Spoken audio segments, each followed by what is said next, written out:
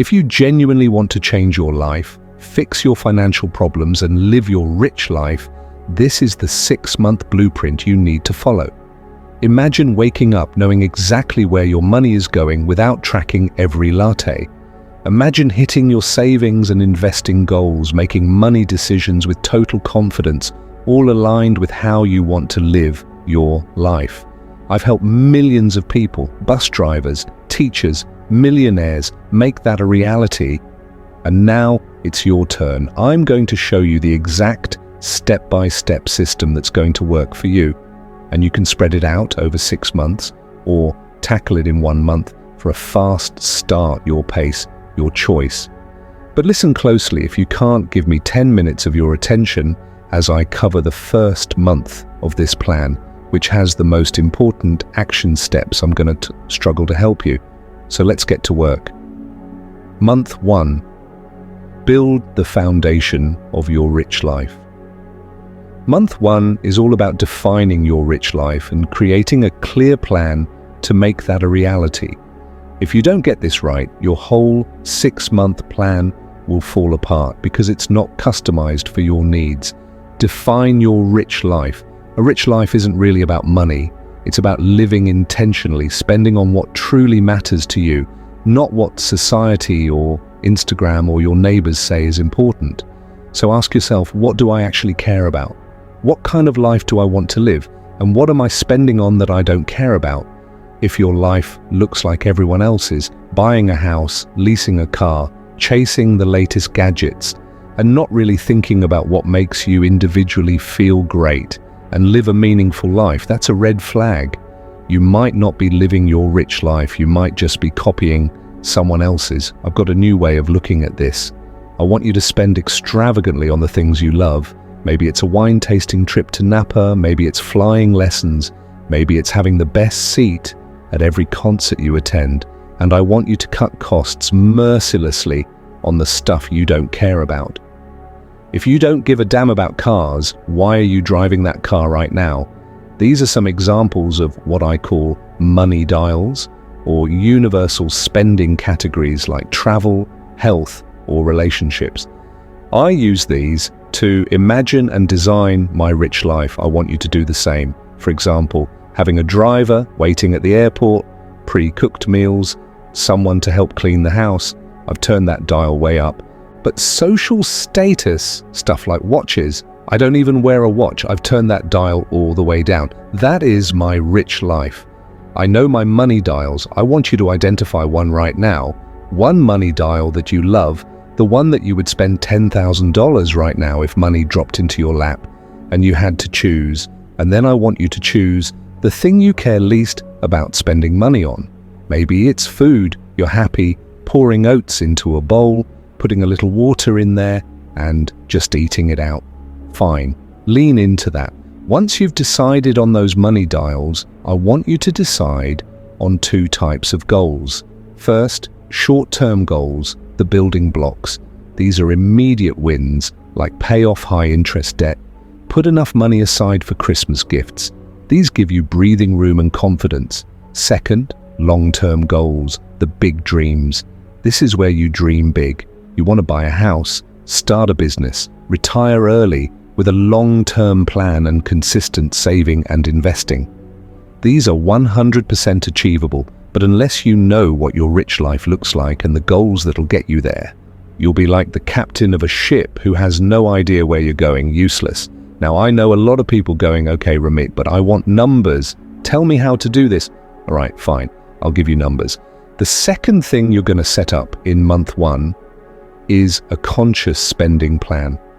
What if you could make sure you were saving and investing enough money each month, and then use the rest of your money guilt-free on whatever you want? Eating out, travel, massage, all you can take's a little bit of work. The only catch is that you have to plan where you want your money to go ahead of time, even if it's on the back of a napkin, and you gotta know your 4 key numbers. Here's how to do it. First, start with your take-home pay. This is how much you earn after taxes and deductions. It's the foundation for creating a conscious spending plan. Next, break your spending into 4 buckets. First, fixed costs, 50 to 60% of your take-home pay. These are your non-negotiables, your rent or mortgage, utilities, groceries, transportation, childcare, debt. Once you've added up your total spending, I want you to add 15% to cover the expenses you might have forgotten about, like car repairs or medical bills. My conscious spending plan already has this built in for you. You can get a link in the description below. Number 2, investments, 5 to 10%, ideally more. This is where real wealth is created. This is your future money. Think retirement accounts. Think about index funds within those accounts or any other investments that are going to help you grow while you sleep. Third, savings goals, 5 to 10%. These are short and mid-term goals, things like building your emergency fund, saving for a big trip, even saving for a house. And finally, number 4, my favorite category of all, guilt-free, spending 20 to 35% of take-home pay. That's a lot of money. Here's the best part. This is where you get to spend extravagantly on the things you love, eating out, travel, hobbies, whatever lights you up. Why does this matter? Because it frees you to spend guilt-free on what you love, whether that's spoiling your family, taking amazing trips without second-guessing every purchase, and if there's no way you can currently spend 20 to 35% of your paycheck guilt-free every month, maybe that will give you a gentle kick in the butt to, I don't know, finish watching this video by the nice man who will help you get your financial numbers in order. Month 2, build a moat. Month 2 is about building yourself a financial moat. And that's the thing that's going to make you less vulnerable. And the first step is starting an emergency fund. This is going to be your financial safety net for when life throws you a curveball, medical bills, car repairs, or especially if you lose your job without an emergency fund. The danger is that you end up relying on credit cards or rating your savings or retirement accounts to pay for essentials. My standard advice is to gradually save up 3 to 6 months of essential living expenses or fixed costs. Calculate your monthly basics like rent, groceries, and utilities, or use my conscious spending plan in the description below to do this automatically and then multiply that number by 3 or 6. That'll give you 3 months or 6 months of expenses. Then open a high-yield savings account, nickname it just in case, and send a set amount like 50 or 100 or whatever fits your CSP directly from your checking account to your emergency fund. And if you really like that feeling of safety, you can expand it. You can make it 6 months, 8 months, 12 months. Once you are consistently building your safety net, it's time to confront the financial bully who's been following you around. High interest debt. Getting rid of high interest debt is one of the most powerful things you can do with your money. Let's look at one of the most common examples, somebody who has credit card debt and only pays the minimum amount every month. Let's take a real example. You have $6,000 in credit card debt with a 25% interest rate, or APR, the minimum payment each month, might be interest plus 1% of the balance. So your first payment is $185 of that money.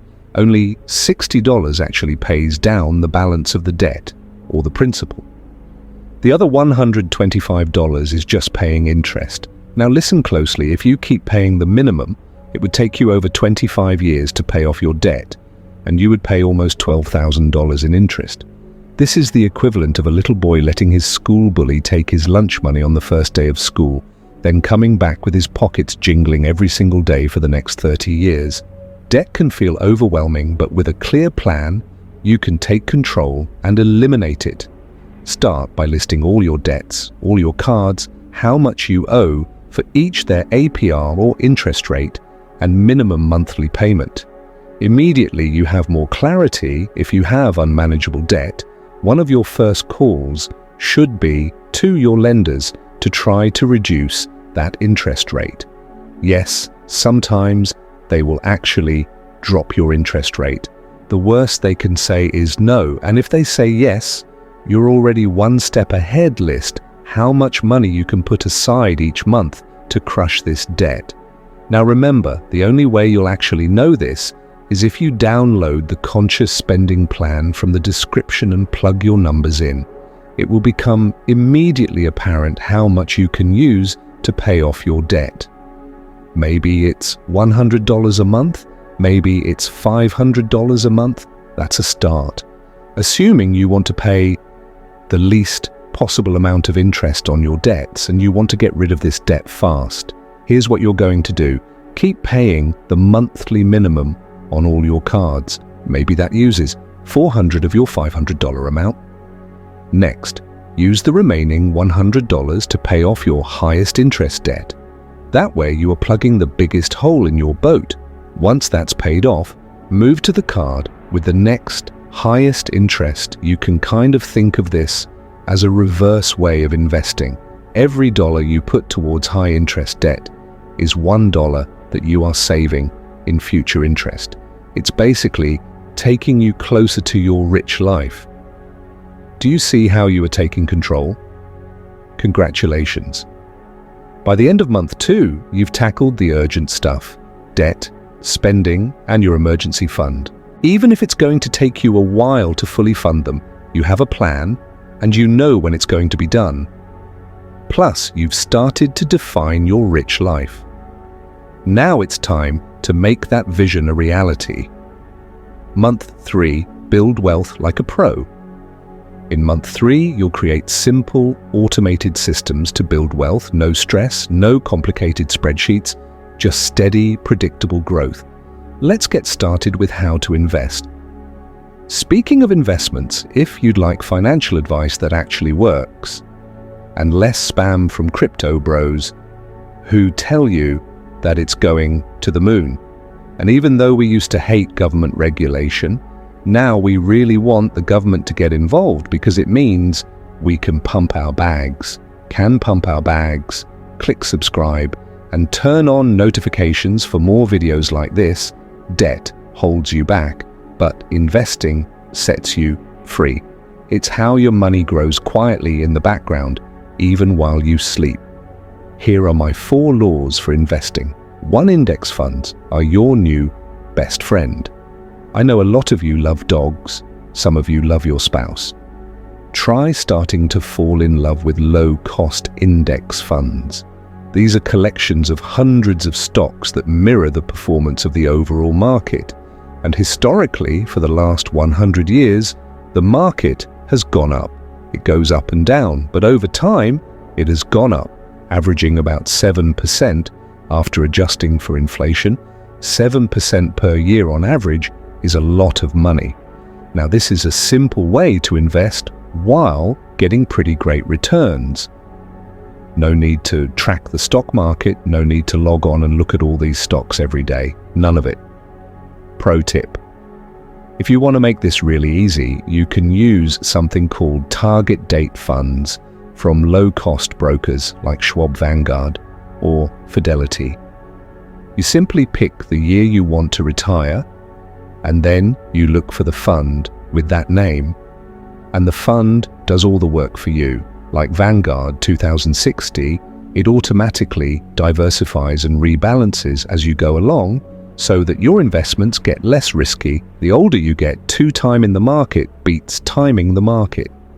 Invest early, even with small amounts, even $20 or $50 a month, and your wealth will stack up dramatically thanks to time and compound interest.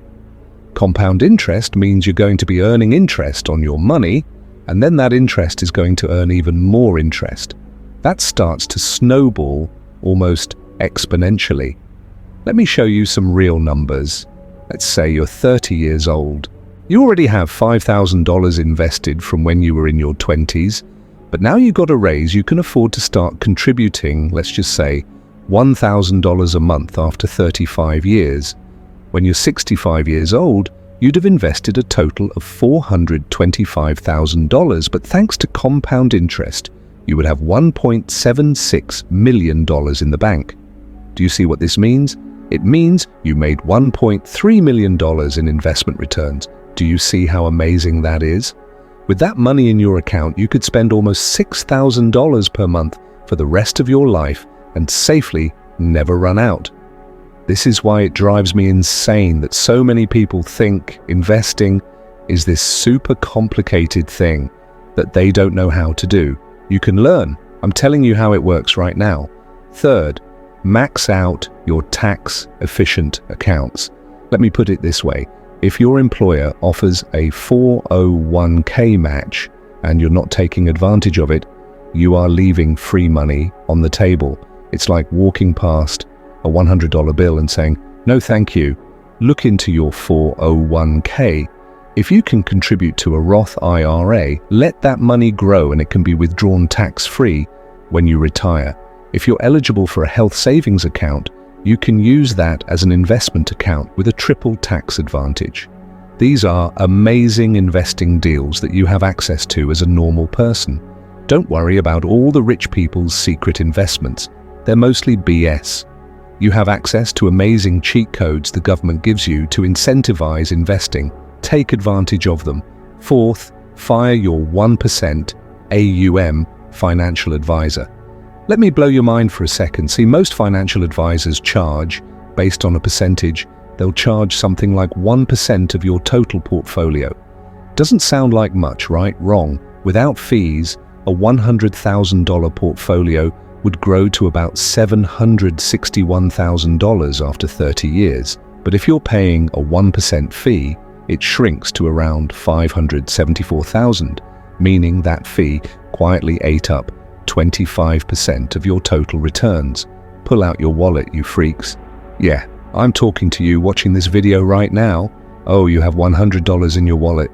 Give me $25 right now, and then whatever you have in your wallet next year. Give me 25% of that and on, and it's going to compound, and I'm going to use it to buy a BMW, and then I'm going to park cross lines and make everyone inconvenienced around me. Be nice for me. You're trying to help people keep it simple. Stick to low-cost target date funds or index funds at low-cost brokers like Vanguard, Fidelity, or Schwab, which frankly will beat most financial advisors in terms of performance over the long term. And if you do have a more complex financial situation or you want personalized help, that's okay. Use a financial advisor who charges a flat fee or an hourly fee. That's what I've done in the past. And when you do this, you're paying for advice, not paying a percentage of your money. A great option for a flat fee-based financial planner is our sponsor. Facet. Facet will help you understand and expand your financial opportunities by providing you flexible access to a team of financial planners, CFP professionals, and a team of professionals providing guidance across retirement planning, tax strategy, estate planning, and more. Instead of taking a percentage of your portfolio, there's an affordable flat membership fee. And when you have complex questions about your money, like, can we retire? When can we retire? What if I want to leave my job and start a new career? How can we pay for kids' college? How are my investments doing? It can be really helpful to have a professional run some scenarios and give you a second set of eyes on your financial picture. We've even partnered with Facet to run scenarios for many of the couples on my podcast who have complex financial situations. They're incredibly helpful. Look, a financial planner is not for everyone, but if you want a second set of eyes on your finances, check out their membership options at facet.com/RAMI or click the link in the description below. All right, now that you have a good idea of where your money needs to go, it's time to make it automatic. You think I want to sit around moving, transferring money, keeping track of it in the spreadsheet? No, you want money flowing to your accounts without lifting a finger. No more missed bills, no more guessing how much money you have to spend each month, and no more logging on to online banking or using freaking apps on your phone. I have no financial apps on my phone. Why would I have that? It's all automatic. Automate your rich life. Here's how it's going to work. Let's say your salary hits your checking account on the first of the month. Let's start with your 401k. Say that you get a 5% match from your employer. So you want 5% automatically sent to your 401k so that you get that full employer match next Roth IRA on the 5th of the month. When you are sure that your paycheck has hit your account, you automate a monthly percentage of your income, let's say 5% to go from your checking account to your Roth IRA or other tax-efficient account where it can grow tax advantage, sometimes tax-free, ideally in something like index funds, retirement savings done next. Let's talk savings. You're going to send an automatic amount, a percentage of your paycheck, to your savings goals. Maybe 2% of your income goes to your wedding savings account, another 2% for your house down payment, the last 1% tops up your emergency fund, paying yourself done next your credit card. This is what you will use for guilt-free spending and regular bills. You set up a direct debit from your checking account to pay this credit card off automatically, in full, immediately, no more late fees. Done. Finally, miscellaneous bills, things you can't use a credit card for, like utilities, rent, etc. You can actually automate this too. You set up a direct debit from your checking account and you let it flow. It can be done online, or your online checking account can even issue a check every month. Boom. One less thing for your to-do list. Now, if you want more detail on this automation, or you have an irregular income, you don't get paid the same each month. I have a video here that's going to show you how to set this up. All right. Now, by month 4, you got your main systems and your strategies in place, but there's still one thing that will hold you back. I'm talking about you. Month 4, conquer your money psychology. In month 4, it's time to take a serious look in the mirror and have a conversation with yourself about your invisible scripts around money, those beliefs that you hold so deeply you don't even realize they're there. They're invisible, shaping how you save, spend, and invest your money. Until you understand these stories, you will never be able to challenge them and start to change them. Here are some scripts that I come across all the time. Money is evil. Money is bad. You've heard it before. Rich people are greedy. If I make too much money, changes people. Yeah, money does change people. It may be more adventurous, more spontaneous, more generous. This script keeps you stuck, scared, and small. Money's not bad. Money is a tool that allows you to live the rich life you want to. What matters is how you use it. I'll always be bad with money. I'm not good with money. I'm not good at math. Stop it. Nobody is born knowing how to manage money, but you can learn the basics. This isn't some cryptic language that only ancient priests understand. If you believe this script, you will never take the small, simple steps that actually make a difference. Next. I need to make more before I start saving or investing or the equivalent. Must be nice. There's no way I can put aside even $20 a month for investing. The classic procrastinator's excuse. If you are waiting for the perfect salary or some magical future moment, you're going to be waiting forever. Give me your spending. I guarantee I can find $50 a month immediately of money that is being wasted, that could be redirected to something more aligned with your rich life. I know I can do it. What I want is for you to know you can do it. I deserve to treat myself, or you only live once. You can't take it to the grave. Listen, if you want nice things, great, I like nice things. But you can't use these pithy little phrases to justify overspending on random things. That is how you stay broke, while convincing yourself it's all about self-care. So I want you to take 10 minutes and write down everything that comes to mind when you think about money. No filters, no judgment, just focus on your internal money dialogue.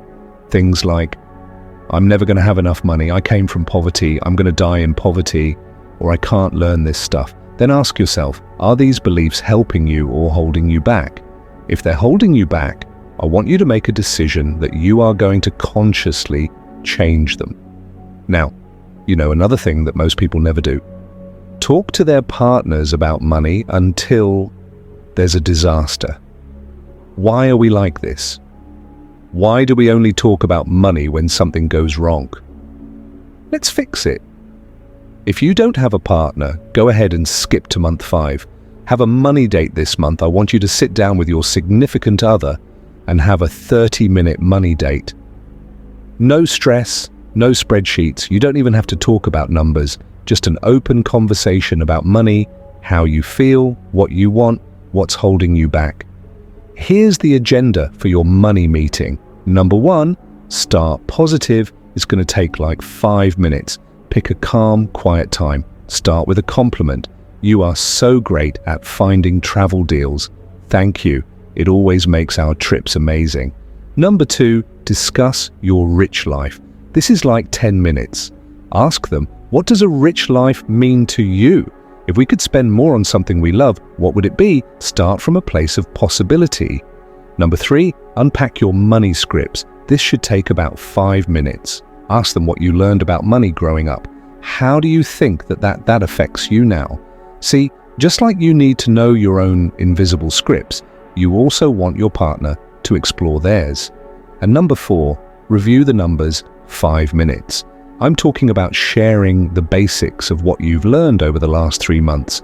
Income, savings, big expenses. Remember, this is 5 minutes. We're not pulling out a spreadsheet. Even me, an optimizer who freaking loves them, I have to tell myself, don't do it.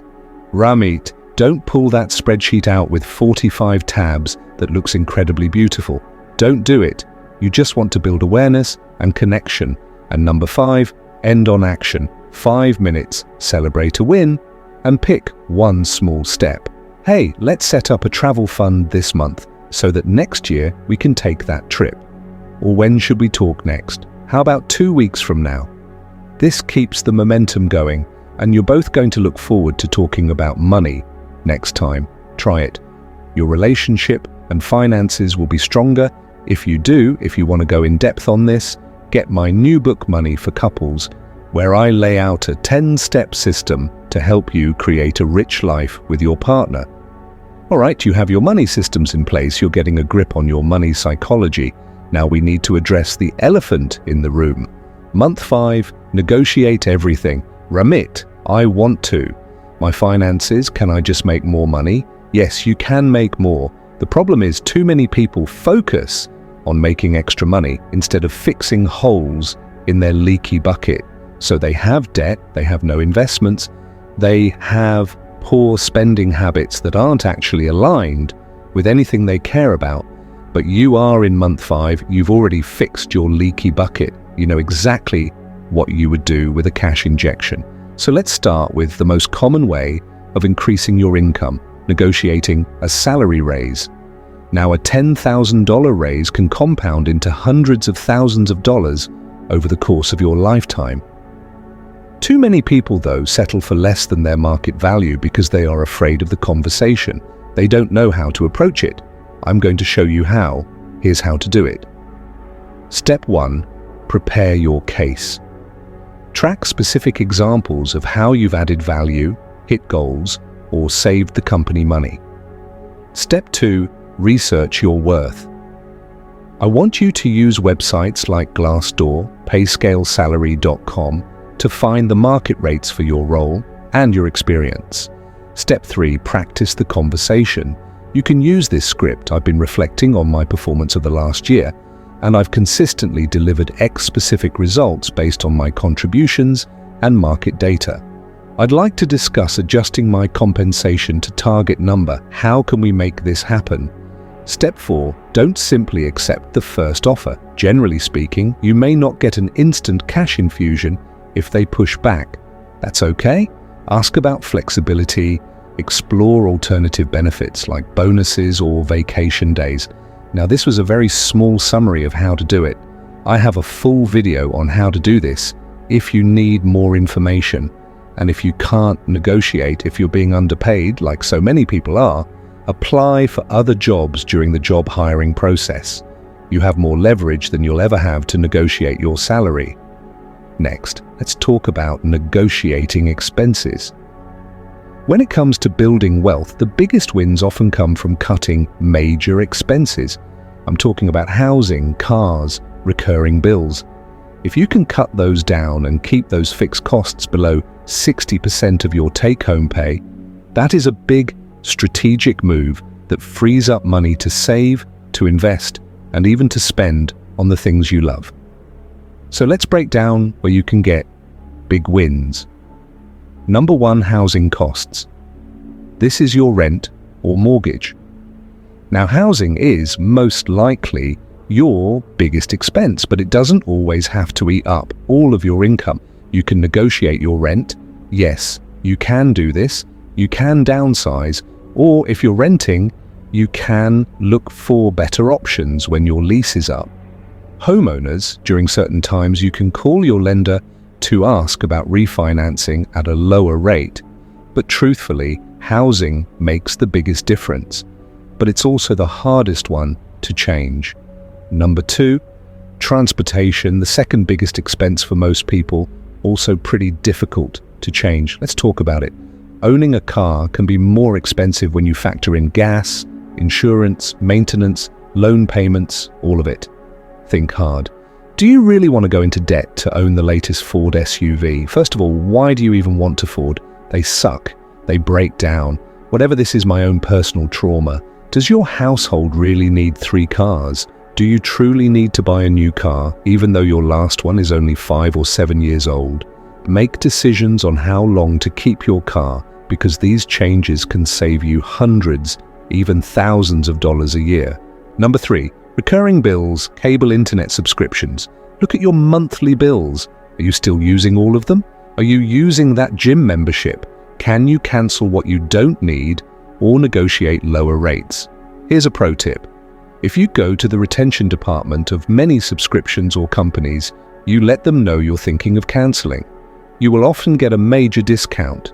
Number 4, interest rates. High interest credit cards or loans eat away at your potential to build wealth. If you're paying 25% plus on credit cards, you need to stop that. Pay off your credit cards as quickly as possible, but also call up your credit card company and ask for a lower rate. Something as simple as I've been a customer for over 6 years, I like to request a lower interest rate on my credit card. That 5-minute call could save you thousands of dollars. Number 5, fees. I'm talking about late fees, overdrafts. Fees are basically pure profit for companies, and a complete waste of your money could be a bank fee, overdraft fee, late payment charge, even a gym membership penalty.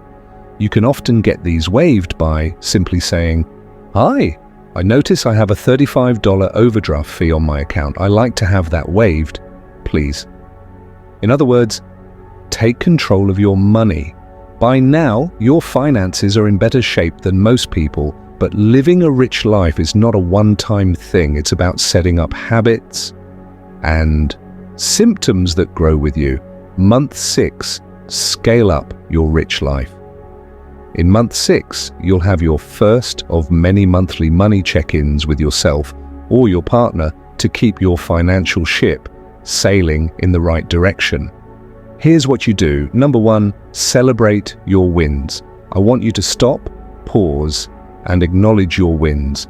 Too many people going through life saying, "It's so scary," never feeling good about money. When are you going to feel good when you're 95 years old? You finally look in your freaking investment account, go, "Oh, that's actually pretty good. I didn't realize that you're dead." Do it now. Start to feel good. Paid off another chunk of debt. Hell yes, hit a savings milestone. High five. Celebrate solo or with a partner. You took control, you make changes, and it's paying it off. You deserve to appreciate yourself for that. Next, review your numbers. Look at the key numbers: income, expenses, investments, debt. Notice what's changed and compare them with your conscious spending plan. Yes, the spending percentages are just guidelines, but sticking to them will help you live a very rich life. Number 3, make adjustments. Are you on track to pay off that credit card debt by your target date? If not, maybe you need to cancel a few subscriptions. Maybe you need to cut down on eating out. Did you earn unexpected income? You should already have a rule for what you do with unexpected income, and that should be broken down by percentage. The important thing here is that you are course correcting. You are constantly listening and noticing what's going on. We made a plan. Are we on track? Oh, something went off track. That's okay. Let's fix it. This check-in takes 1 hour per month. You have plenty of time to find it, and it will result in you living a very rich life. And the second thing I want you to schedule on your calendar is the much rarer but equally important 6-month review. There's just 1 hour every 6 months. 2 items will always be on the agenda for this review. Number 1, revisit your rich life vision.